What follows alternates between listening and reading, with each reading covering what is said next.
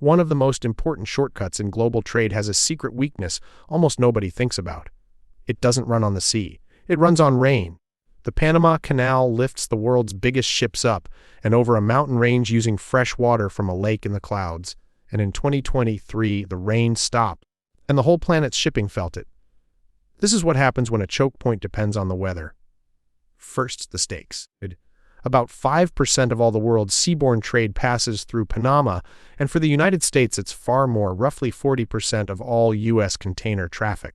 Around 14,000 ships cross every year, carrying hundreds of billions of dollars in goods.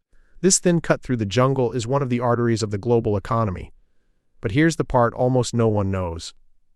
The canal isn't a simple ditch at sea level. Ships are floated up a staircase of locks, more than 80 feet above the ocean, across an artificial lake, and back down the other side.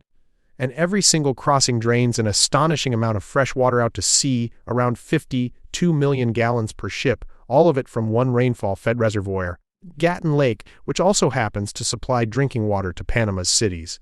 The busiest sea route in the Americas is, when you get down to it, a giant machine powered by rainfall. So what happens when it doesn't rain? In 2023, a severe drought dropped the lake to dangerous lows, carried, and the canal had to do the unthinkable ration itself. Daily crossings were cut from around 30, 8 ships a day down toward 22.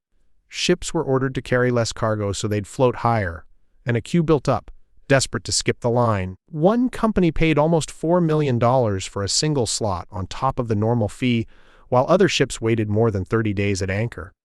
Over the year, traffic through the canal fell by nearly a third, not because of the war, because of the weather, and who controls this rain-fed choke point.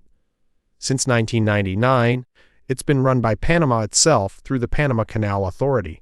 But in 2025 it became a geopolitical flashpoint, carried as the United States publicly threatened to take the canal back, pointing at Chinese-linked companies operating the ports at both ends.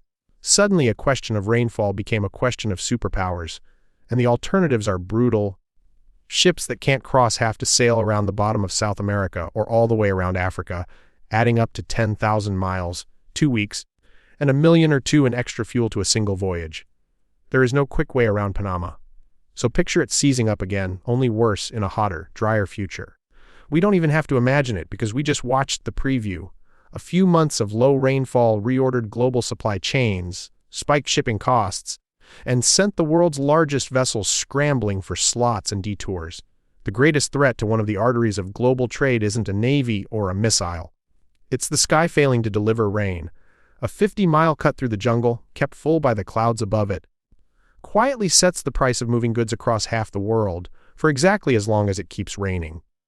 The 2023 squeeze was a preview of the whole cascade. Groceries, car parts, fuel, anything that crossed the canal got slower or more expensive, as shippers either paid the soaring auction fees or swallowed the cost of sailing thousands of extra miles. Liquefied natural gas carriers, with nowhere efficient to divert, simply abandoned the road altogether.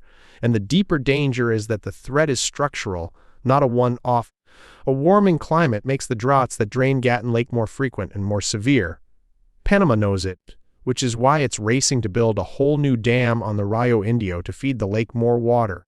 A multi-billion-dollar bet to drought-proof a canal the entire hemisphere leans on. Now layer the geopolitics on top, with the United States in 2025 publicly demanding the canal back and pointing at the Chinese-linked firms that operate its ports. And you have a single waterway being squeezed from 2 directions at once by the sky above it and the superpowers around it. There is no second Panama.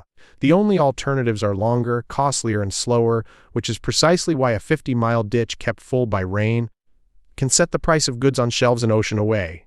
This is single point of failure. If this changed how you see the map, subscribe. There are 100 more of these.